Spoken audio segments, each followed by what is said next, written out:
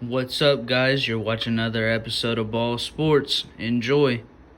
What's up, guys? Another episode of Ball Sports. Today I'm going into Stephen A's comments on ESPN. I felt like I needed to get this video out. You see I'm rocking the Tebow jersey, so you should know what the video's about. I just posted a video about Tebow and whether he's going to make the Jaguars team. Go check that out if you haven't already. I'm going to be going into Stephen A's comments on ESPN, and I want to give a little background of what I'm about to go into. Stephen A. Smith made some comments on ESPN about Tim Tebow getting the opportunity was an example of white privilege. I completely disagree with this. I think he's talking out his ass, and he continues to do this. I got two examples, and there's a couple more, but he's continued to do this like he's trying to start a race war or something. Like, you know, he wants blacks and whites to go against each other or something. And the reason why Tim Tebow getting signed is, this is my first thing that he said that was just completely crooked that I didn't agree with. Stephen A. Smith getting signed was not an example of white privilege. Urban Meyer, the coach of the Jacksonville Jaguars, is literally the coach. He's the coach for Tim Tebow. He was for years. When Tebow was on the Gators, that was his coach. It's about networking. Stephen A. Smith, being in a fraternity, should know about networking. This whole life is about networking. It's not about, oh, how good you are. It's about who you know 90% of the time. People get jobs because of who they know.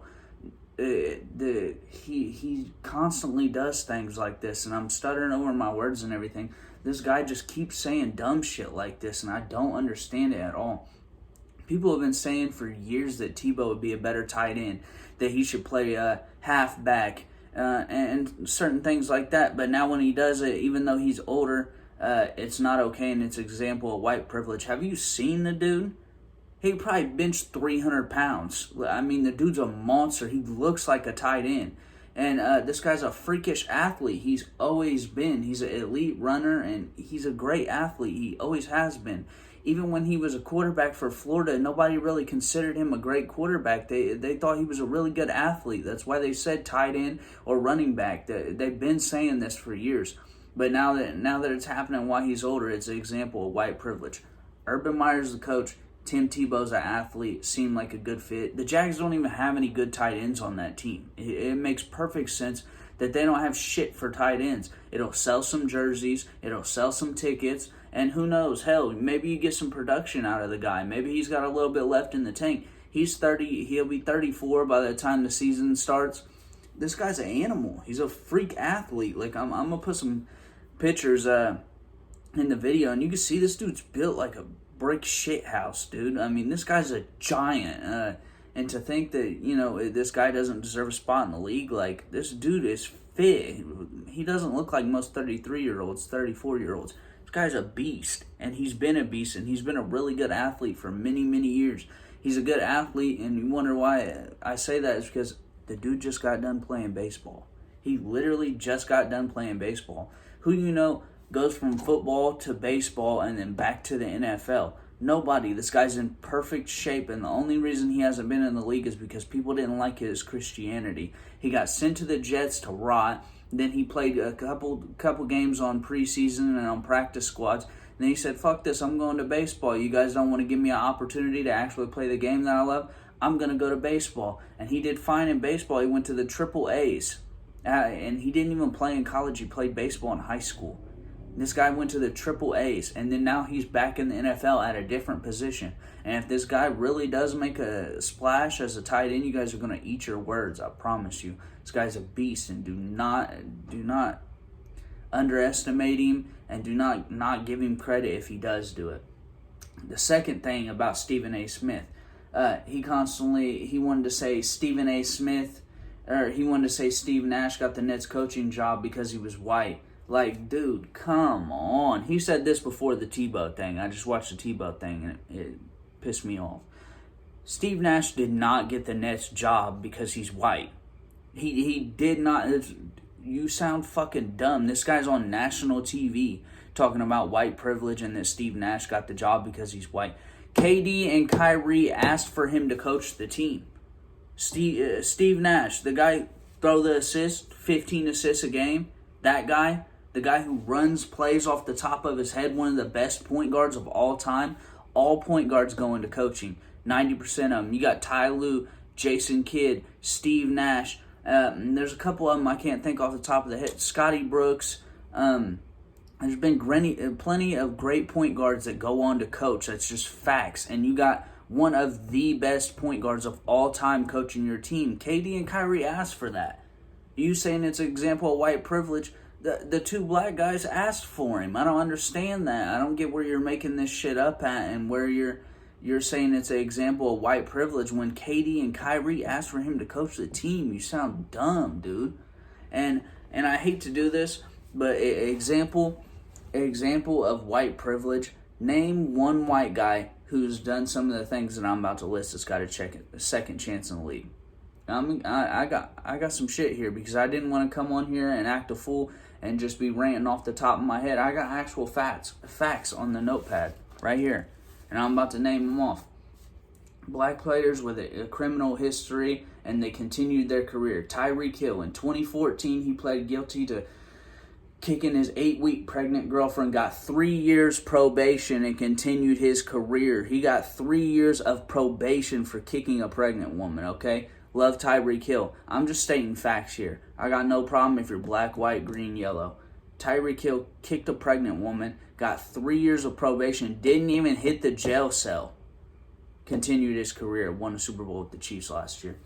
Okay, Antonio Brown. All bullshit aside, Antonio Brown's a good receiver. I'm naming guys that are terrific athletes. And I get that. Terrific athletes. Tim Tebow was a terrific athlete. So let's make the comparison. If we're going to be fair, let's be fair. Antonio Brown in 2020 pled no contest to felony burglary and 2 other misdemeanor charges. Oh, it was burglary with battery. He has signed 3 NFL contracts since then. And you know why? Because Tom Brady, a white male, vouched for him twice on the Patriots and on the Bucs. Brought him in, bring him in. I'm going to give him a chance. Tom Brady vouched for him, the GOAT, the greatest quarterback of all time, vouched for Antonio Brown and said, hey, bring him on the squad. We're going to give him a chance. Other than that, he wouldn't have had a job. He was banned from the league, and he did all types of crazy shit to deserve that. And if you don't say Antonio Brown didn't deserve that, you're just talking out your ass. He was acting an ass. Maybe a year or 2 after, this guy was acting an ass when he got signed. Multiple times, Tom Brady vouched for him, moved him into his house, gave him a second opportunity in the league. Y'all are going to hate this one. Michael Vick pled guilty to felony dogfighting charges, federal felony dogfighting charges, did 23 months in prison, and was signed to the Eagles a short time after his release. He did 23 months in prison, and he was signed months after he got out of prison. Not even jail. He went to prison for that shit. Did 23 months. Michael Vick, great athlete. One of the best quarterbacks of all time. No doubt. There's no argument there. Another great athlete. I'm only naming great athletes. Some of them have did terrible shit, though. Ray Lewis was accused of killing 2 men in a street fight going wrong. He pled guilty to obstruction of justice and promised to testify on his co-defendants. Finished his career with the Baltimore Ravens. Nobody batted an eye. This guy's still making tackles. He was accused of murder. And the only reason he got out is because he pled guilty to obstruction of justice and promised to testify on his co-defendants. Ray Lewis, one of the greatest middle linebackers of all time. I'm not talking out my ass here. I got facts right here. Adam Pac-Man Jones has numerous run-ins with the law all throughout his career. The most serious one was a strip club brawl that left an employee paralyzed and 2 others wounded. He played till 2019. That was 2 years ago. He did that shit in like 2009. He played a whole 10 years after that shit happened. Adam Pac-Man Jones, numerous run-ins with the law ever since he was in college. Numerous run-ins with the law, played till 2019. Even after all that, left somebody paralyzed in a shooting and 2 others wounded. He was ordered to pay $11 million to the shooting victims, which he did. This guy has acted an ass out of most of them. Mike Vick, on the other hand, Mike Vick got his life together. Dude's a good dude now. Besides all the bullshit that he did, which was a terrible thing, he's got his life together and he's doing the right thing now.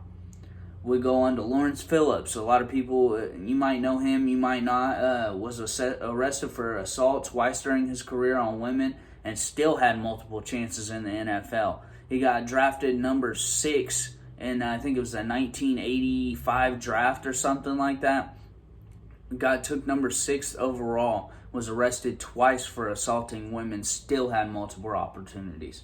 Greg Hardy, he's another one. I like Greg Hardy. He's in the UFC now. He's also cleaned up his life and got a second chances. But like I said, we're only spitting facts here, and I got all the facts on this paper.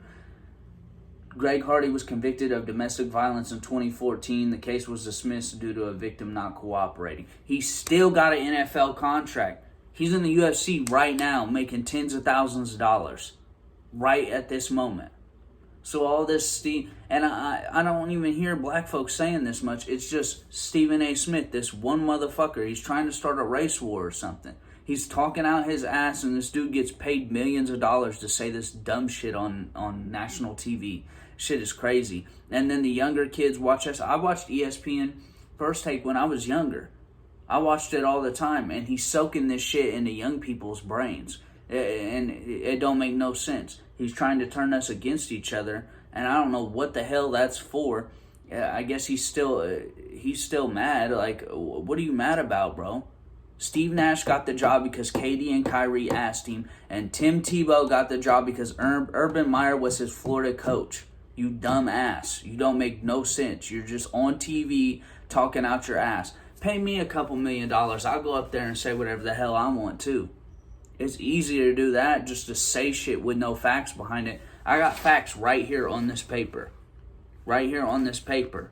And everybody that knows me, I'm not racist. Like I said, I don't care if you're black, white, green, yellow. I do not give a damn. If you're a good person, you're a good person. If you're a bad person, you're a bad person. I will judge you accordingly. And I'm not even saying that these dudes that committed these crimes were bad people.